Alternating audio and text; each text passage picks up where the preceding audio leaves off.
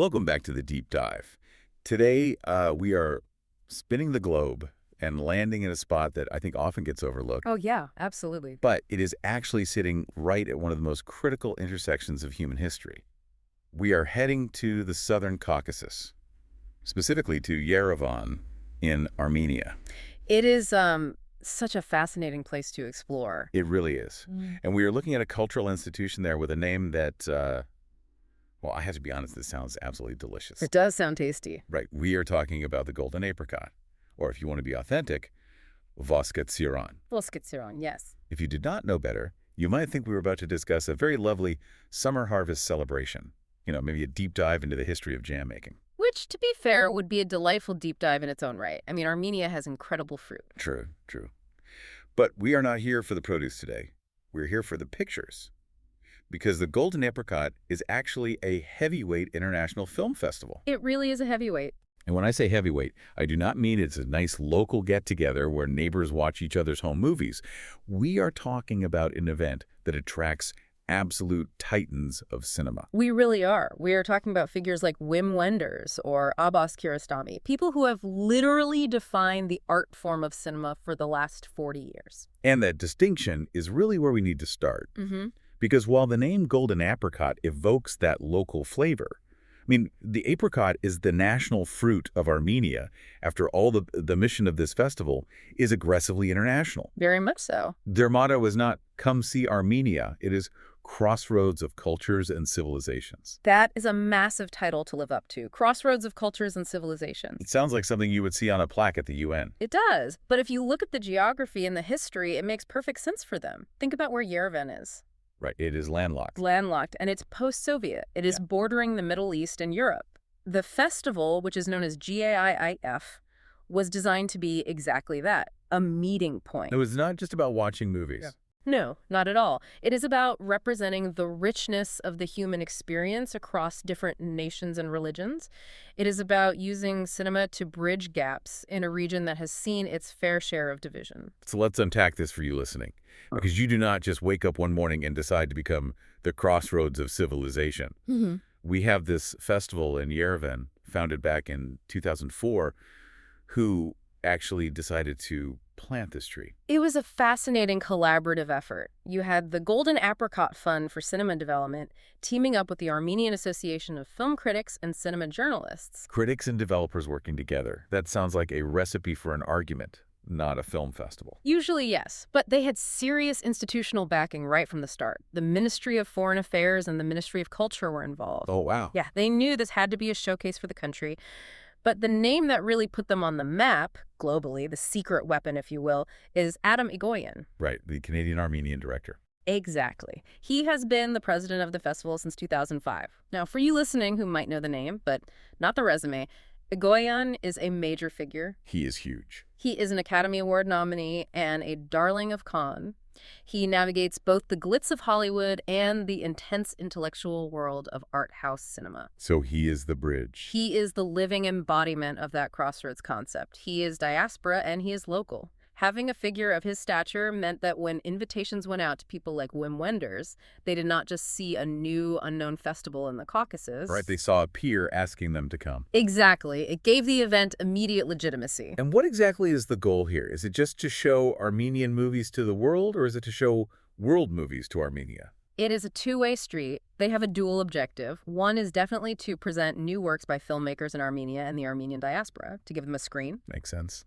But the second part is arguably just as important. To promote creativity and originality in world cinema within the region, they want to bring the world to Yerevan and Yerevan to the world. It seems like they really leaned into that regional connector role pretty quickly, too. They did. In 2005, just a year after launching, they initiated something called Directors Across Borders. That sounds like Doctors Without Borders, but with cameras. The philosophy is somewhat similar, actually. It is a network of filmmakers from the region designed to foster collaboration.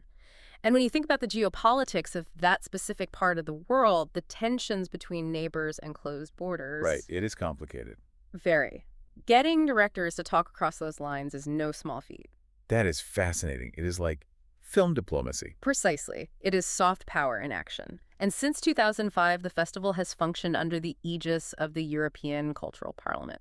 So they are plugged into the wider European cultural conversation. Exactly. They are not just operating as an isolated outpost. Okay, let's get into the nuts and bolts, or I guess, considering the name, the pits and skins of the festival, the awards.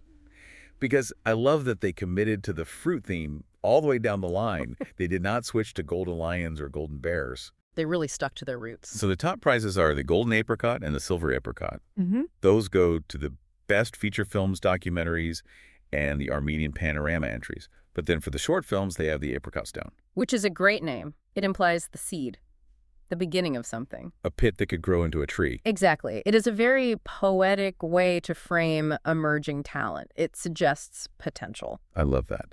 But then there is one award that breaks the fruit pattern. Mm-hmm. And looking at the criteria, it might be the most prestigious one. The Parajonov's Thaler. Yes. This is their Lifetime Achievement Award. And for anyone who loves cinema, that name, Sergei Parajonov, is sacred. For you listening who might only know the big box office names, who is Parajonov, why name the big award after him? Parajonov was basically uncategorizable. He was an Armenian filmmaker who worked in the Soviet Union, but his films like The Color of Pomegranates are not traditional movies. Right. They do not have linear plots in the way we are used to. They are moving paintings, visual poetry. He created a language of cinema that was totally unique. And he had a hard time for it. Immensely hard. He was persecuted by the Soviet authorities. He was imprisoned and censored. His art was considered dangerous because it was so free. Wow. So by naming the Lifetime Achievement Award after him, the Golden Apricot is planting a flag. They are saying we value pure artistic vision over commercial success. We value the rebels. And the list of people who have received this award, or the master prizes, is just wild. We were talking about legends. You mentioned Wim Wenders earlier. Yes, the German director behind Wings of Desire. He received the Lifetime Achievement Award in 2008, but look at the others. Abbas Kiarostami, the Iranian master, was honored in 2005. Kiarostami is huge. He is a titan. Then you have Claudia Cardinal from Italy in 2010, Fanny Ardant from France in 2011. And looking at my notes here, they also honored Nikita Mikhalkov and Tonino Guerra. And Charles Aznavour. Of course, the legendary singer and actor. He received the Lifetime Achievement Award in 2013. It really shows the gravitational pull this festival has. These are not people who just show up anywhere for a paycheck. Right. They came to Yerevan because they recognized a serious cinematic culture there. They recognized that this festival was speaking their language. It is also interesting to note the Ecumenical Jury Award. Yeah. That feels specific. It is, and it connects back to that Crossroads mission. It is rare for a secular film festival to have such a prominent ecumenical component. What does that actually look for in a film?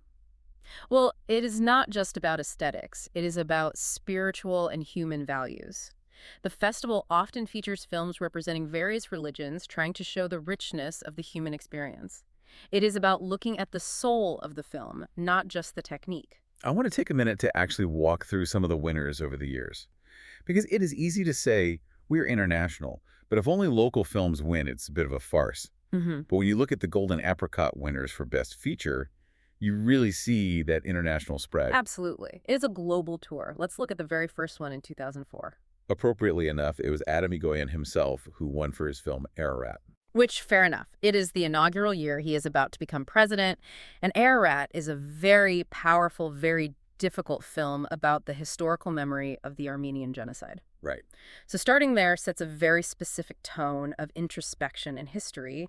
It was the festival stating its identity. But then fast forward to 2011.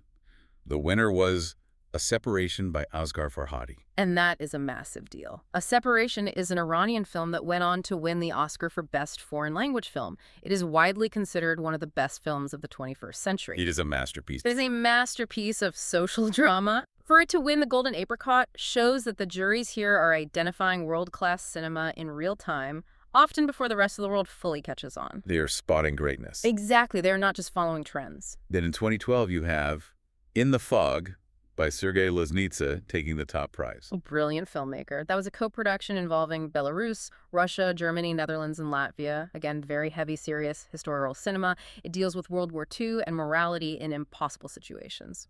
And 2014 was a big year, too. The Tribe by Miroslav Slabashpitsky won, along with The Stone River for documentary. Yes, The Tribe is a Ukrainian film. And talk about daring. It is entirely in sign language with no subtitles. It forces the audience to engage in a completely different way. Moving to 2015, we go to South America.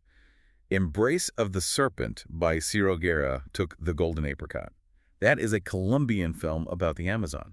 Exactly. A black and white psychedelic journey into the jungle. So if you look at that trajectory from Canada to Iran to Ukraine to Colombia. Wait, South Korea too, right? Yes. Back in 2011, the silver apricot went to the journals of Musan from South Korea.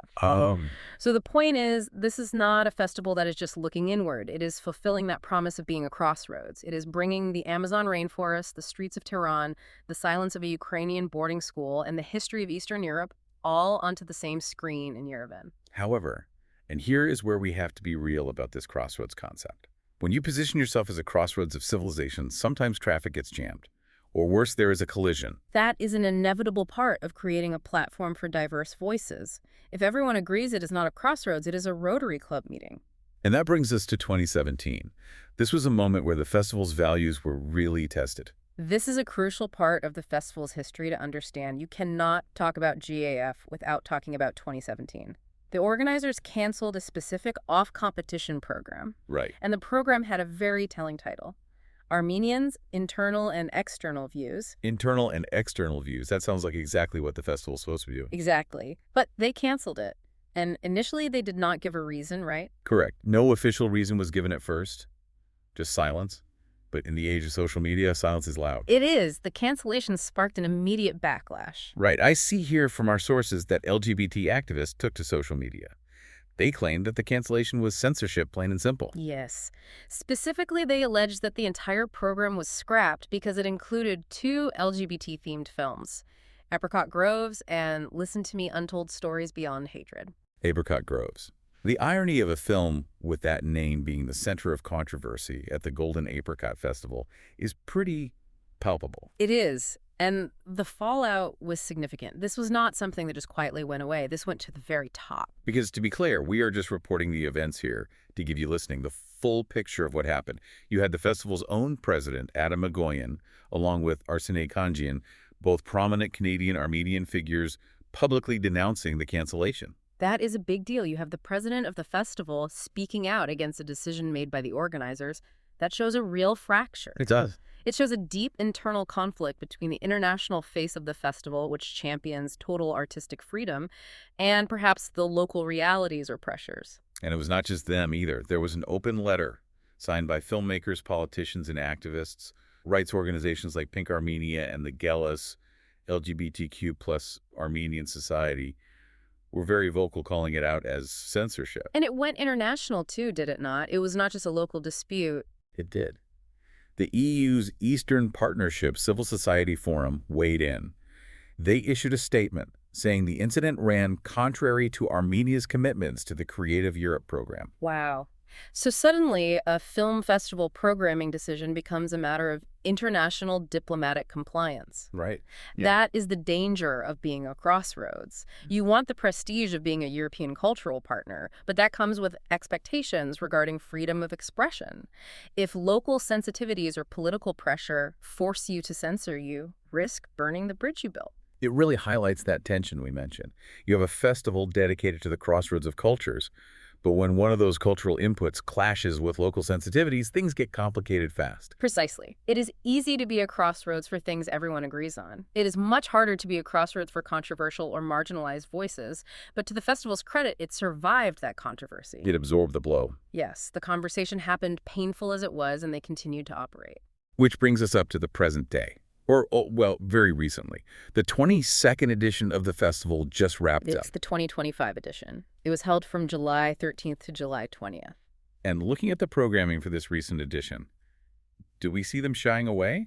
Or are they leaning back into the bold choices? I think the bookends of the festival, the opening and closing films, tell a story in themselves. Lay it out for us. Well, the opening film was Just an Accident by Jafar Panahi. Panahi is a major name. You do not get much more political statement than Jafar Panahi. He is a giant of Iranian cinema, but he is also a director who has faced immense persecution, house arrest, and imprisonment in his home country for his work. Right. So opening the festival with a Panahi film is a statement. It is a signal. It is. It reasserts the festival's commitment to artistic freedom and regional storytelling regardless of political pressure. It says we support the difficult voices. And then the closing film. They went with a classic. Last Station, a 1994 film by Hurricane Khachatrian and Nora Armani. So grounding it back in Armenian cinema history to close it out. Exactly. It is that balance we keep seeing. Opening with a bold international statement from a neighbor, closing with the celebration of their own cinematic heritage. They are trying to hold both truths at once. So what does this all mean for you listening? We have gone from a startup festival in 2004 to a major regional hub that hosts everyone from Wim Wenders to Jafar Panahi. We have seen them navigate the complexities of Crossroads in a very literal sense with the 2017 controversy. I think the Golden Apricot serves as a really fascinating case study. We often think of film festivals as red carpets, flashing lights, and Oscar buzz. Glitz and glamour. Right. But in regions like the South Caucasus, a film festival is a diplomatic zone. The diplomatic zone, I like that. It really is. It is a place where Crossroads is not just a marketing slogan. It is a difficult, necessary practice. Yeah. It is about bringing different worldviews into one cinema hall. Sometimes those worldviews clash, as we saw in 2017. Sometimes they harmonize, like with the Directors Across Borders program. It seems like the value is in the attempt. Even if it gets messy, the fact that they are trying to hold that space open is what matters. Exactly. In a world that is increasingly fragmented institutions like the Golden Apricot that insist on looking at the internal and external views, to borrow the title of that canceled program, are vital. They force a conversation. They force people to sit in the dark and look at the world through someone else's eyes for 2 hours. And that leads us to our final thought for today. Yes. The question I would leave you with is this. In an era of increasing polarization where lines are being drawn harder and faster than ever, can film festivals like the Golden Apricot remain true crossroads? That is a great question. Or are they inevitably going to be forced to pick a path? Is true neutrality and total inclusivity even possible when art meets politics in such a volatile region? Something to mull over the next time you sit down to watch a movie from a part of the world you have never visited. That is it for this deep dive into the Golden Apricot. Thanks for listening. Thank you.